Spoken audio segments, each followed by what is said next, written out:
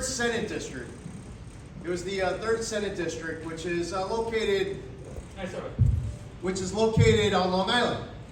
The district has a very heavy minority population in the communities of Brentwood and Central Islip, North Bellport, and people who claim to be far more smarter than any of us in politics said that I shouldn't go into these communities because they'll never vote for you. And what I found when I would go into these communities was that the other party wasn't coming into that area either, under a different theory. Even if they don't go there, they'll still have their vote. And I saw firsthand the consequences of letting people take your vote for granted. It doesn't matter who you are, what party you are, what county you live in, what zip code you're in. None of us can ever let anybody take our vote for granted. And I spent an enormous amount of time inside of these communities once I was elected. And I wasn't doing it because I thought that all of a sudden they were just going to strongly support me. That it was about doing the right thing. Because what you find is that the communities like these are the ones that get the most neglected. Now, for us as New Yorkers, there is far more that unites all of us in this room than what divides us. And every single one of us as New Yorkers have a New York dream. A New York dream that is enduring or not based off of the decisions that we and our family and our community makes 11 days from today. We all want to be able to walk our streets and ride our subways without fear for our own safety. We shouldn't have to change our routine where waiting on a subway platform, I hear of people who have to hug a pole or grab a guardrail because they're afraid of being pushed in front of an oncoming subway car. Hearing stories of someone who used to be able to go walk 10, 15 blocks on a beautiful night without fear for their safety, now calling an Uber in the same area just to go 2 blocks. Some people, based off of religion, might wear a turban or a yarmulke, and they remove it because they're afraid of being targeted with raw, violent hate. There are people on our streets who are emotionally disturbed. Their behavior is erratic. They are often confrontational. You shouldn't have to decide whether or not you are stepping outside of your building because you fear confrontation. Now, for some New Yorkers, we have lives to live. We can still walk the streets. We can still ride the subways, fear or no fear. We have to live our life. But I'm hearing from so many about their head on a swivel as they walk around like never before. People who get caught up on the news of the day prior, and they read through a list of stories that you would think was a recap of the last 6 months. And at times, we're shocked to learn it's just a recap of the last 6 hours. We have district attorneys who refuse to enforce the laws that are on the books. We have pro-criminal laws that get passed in Albany, and the people who are in charge feel like they haven't passed enough pro-criminal laws. We have amazing men and women in law enforcement who are willing to give up their lives to protect us. And they're not getting the support that they need and deserve to be able to keep us safe and to keep themselves safe. I want to be able to work with the state legislature in January, but so far they have indicated that they are unwilling to make changes to these pro-criminal laws that have been passed over the last few years. Muhammad's right. On day one, it is important. would say it is my obligation, it is my duty to declare a crime emergency here in the state of New York. To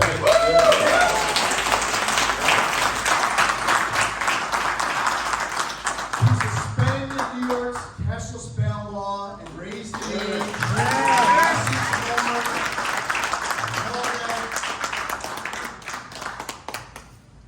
Even Mayor Adams has called for judges to have discretion to weigh dangerousness. This shouldn't be looked at as a Republican or Democrat issue. This is about all of us doing what is right to keep the people of New York safe. There's a woman who was attacked at a subway station in Howard Beach by someone who once murdered his own grandparent, released on parole. This past August violated his parole. And because of the Less is More Act, the parole officer was unable to keep him detained. So he attacks this innocent woman who is now battling for her vision. I was recently in Morris Heights. It was on a Friday, right after a stabbing the night before. It was the fourth knife attack in 10 hours in the New York City subway station, just a few Thursdays back.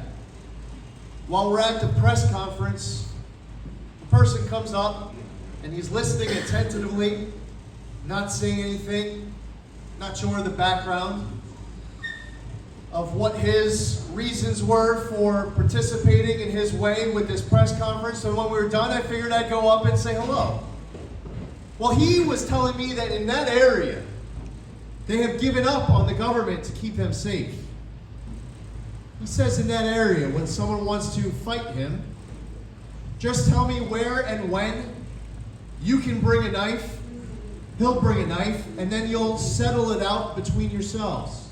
And I'll tell you what, he came across as somebody who had done that before. He looked like somebody who had been in some of these knife fights before. A Green Goblin gang goes on the subway and starts attacking innocent riders. Just yesterday, a young girl in Queens was attacked by a group and robbed. Riders on an MTA bus yesterday robbed by, held as hostages by someone with a fake gun, hijacking an MTA bus. This is our opportunity to save our state and save our city. Yes. Yes.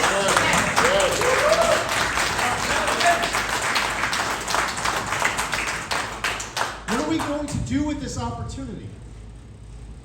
Because there are times where you look years in the future, where you hope an opportunity may present itself to change the trajectory of your community and your city and your state. And by the way, years might pass, and that opportunity may still not yet come. Think for yourself, what kind of a state do you want in 11 days? Because you get to choose.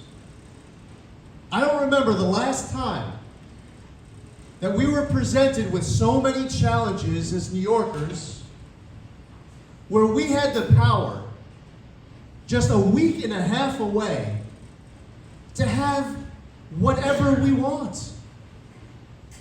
You want safety? You want district attorneys actually doing their jobs and if not, be removed? Do you want to support our men and women in law enforcement and make sure they have all the tools and resources they need to do their jobs safely and effectively?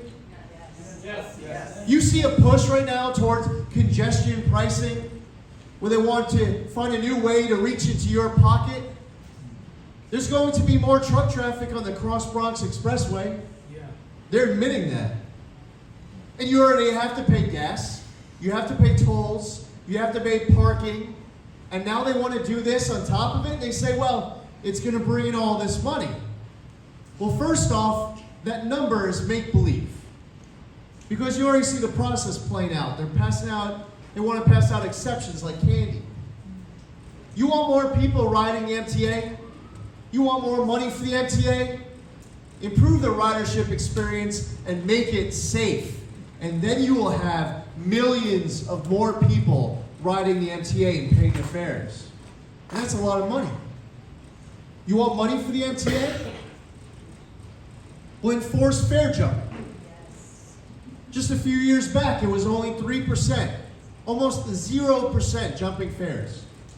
Now it's estimated to be double digits of people who just aren't even paying their fare. So you need more money for the MTA, and you're going to allow fare jumping. You're not going to do what needs to get done to make it safe, but you are going to reach into my pocket, your pocket, and add a whole other expense. $23. That's a lot of money on top of everything else. Now the politicians want people to return to their offices in New York City. And at the same time that they're saying that they want people to return to the offices, they're saying, oh, by the way, we just came up with a whole new $23 fee. The quality of education in our schools are under attack. This week, the standardized test scores came out. You can compare New York to the entire country, and you're seeing a gap that is getting greater. For our fourth graders in reading, for the fourth graders in math, and it's especially bad when you look at black students, Hispanic students, low-income students. Here in New York, we spend 2.5 times as much per pupil as Florida and Mississippi. Yet on this same exact tests, this isn't a different test, on the same test, their black students, their Hispanic students, their low-income students are scoring higher. It's about outcome. I believe that we should lift the cap on charter schools here in the state of New York. We should have tax credits for school choice. We should make sure that all of our kids, regardless of race, ethnicity, wealth, and zip code, has access to a quality education. It doesn't matter who your kid is. They all deserve, everyone deserves access to a quality education. For full disclosure, I went to public school. My daughters go to the same public school I went to. My mother is a retired public school teacher. My father's mother is a retired public school teacher. My father's father was a public school teacher. And I'll tell you that my heart goes out to that teacher who's willing to sign up for the toughest, poorest performing school out there. Because thank God that person is willing to take on that assignment in that school. Because they could go work anywhere else. But they're willing to do their part there. This isn't about being anti any form of education. This is about lifting up every form of education and ensuring that every single kid has access to a quality education and none gets stuck in multi-generational poverty. We should have advanced academics, gifted and talented, merit-based entry into specialty schools. We shouldn't be pitting one student against another student based on their background while you're teaching a class that might be 150 years old in history. We have to do a better job educating our youth. And by the way, it's okay if a child doesn't want to go to college. And what happens is that they believe, as they're going into 9th grade or 10th grade, that a diploma is a ticket to a quality education. I'm sorry, higher education. So when you decide that the diploma is only good for higher education, but you're not planning on going off to college, the student says, well, what's the point? We need to make sure that the diploma is viewed as a ticket to a good paying job. The next day, the day after you graduate, the day that you have a diploma in your hand, there's a good paying job waiting for you the next day. How do you do that? Hands-on equipment, networking with trades, technical education. I want students to actually show up in class. They need to be off the streets. They need to see purpose. They need to define their dreams through hard work and success. And this is is a room that is filled up with people who have defined your dreams through hard work and success. It's not easy being a small business owner in New York. Small business owners get treated like they're all billionaires, harassed by people in government as if their job as a state agency is to prosecute a business instead of support a business. It's not easy being a small business owner when people are coming in and taking your inventory day after day and there's no consequences. It's not easy being in business when your employees are not just in fear of being attacked, but are actually being assaulted. 2 mornings ago, I was in Glendale in Queens at a gas station. They get robbed throughout the week. One of their employees, right where we were doing the press conference, had just been assaulted. One of the other attendees, just before he came to our press conference at his gas station, they just had an ATM robbed. All of our dreams as New Yorkers is dependent upon us going in a totally different direction to become tough on crime, to take back our streets, to make sure that law-abiding New Yorkers are in charge of our streets and our subways again instead of criminals. It's about unapologetically backing our men and women in law enforcement, making sure that we all together, united, are back in control of our futures and are failing to save. But it's not easy. It's being spoken about that the only type of crimes that are out there are gun crimes. And by the way, there are gun crimes. There are criminals with illegal firearms committing crime after crime after crime who are still out on the streets. But it's so fundamentally dishonest to talk about crime and ignore every crime that doesn't involve a gun. People are afraid of being pushed, punched, stabbed, robbed. And right now this government is failing us. This government is failing you. Jose Alba was working at a bodega. I see some of our bodega owners are here, you know. Jose Alba was just doing his job. Law-abiding New Yorker. Comes to America. His American dream is his New York dream. His New York dream is his New York City dream. And he was forced to defend himself. And the person who attacked him ended up dying when Jose Alba was forced to defend himself. A crystal clear case of self-defense. But Alvin Bragg sent Jose Alba into Rikers Island with an open stab wound, slapped him with a murder charge, didn't charge the person who stabbed him, and asked for hundreds of thousands of dollars worth of bail. Jose Alba decided, when he got released from Rikers Island, that for his safety, he would have to leave New York and go back to the Dominican Republic. People who come here to New York are coming to escape other countries where religious freedom is oppressed, where people don't have housing and health care, where they don't have upward economic mobility, where they don't have a quality education, where they aren't able to vote and feel free, where they can't feel safe. And we're getting point to that. Right now, we're at a moment where individuals like Jose Alba are deciding that their dream here is over, and for their safety, they need to go back to where they came from. So I raised this in our debate a few nights ago. I don't know if anybody had a chance to catch. We had a debate earlier this week. And there was multiple questions about crime. It was pointed out, we're almost done. We're halfway through the debate. We're almost done with our conversation on crime. And Kathy Hochul had not yet discussed the part of criminal justice where you put the handcuffs on the criminal, not on the criminal justice system, where people are prosecuted for doing bad things. She didn't mention anything. And she says that she doesn't understand why this is so important to me.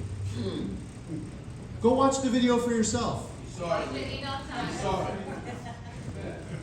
When she says that she doesn't understand why this is so important to me, she She's saying that she doesn't understand why this is so important to all of you. That's right.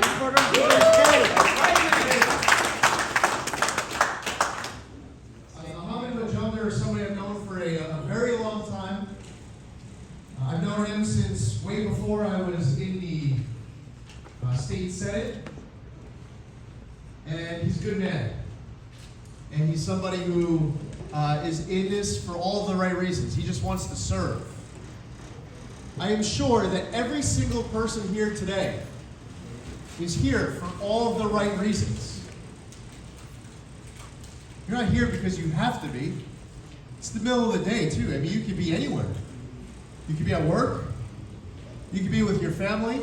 Some of you are with part of your family. Support you. Yes. And you're here. And just like I know Muhammad has been so helpful for all the right reasons because he cares about his community. You're here because you care about your family. You want to do your part. You want to leave this world better than you found it. You have values that you want to impart on others. You want to live a law-abiding life. You want a strong family. You want a safe community. You have this opportunity in just 11 days to just take it. Yes, sir. Just got take you, Lee. We got you. I want to also say thank you to Ruben Diaz.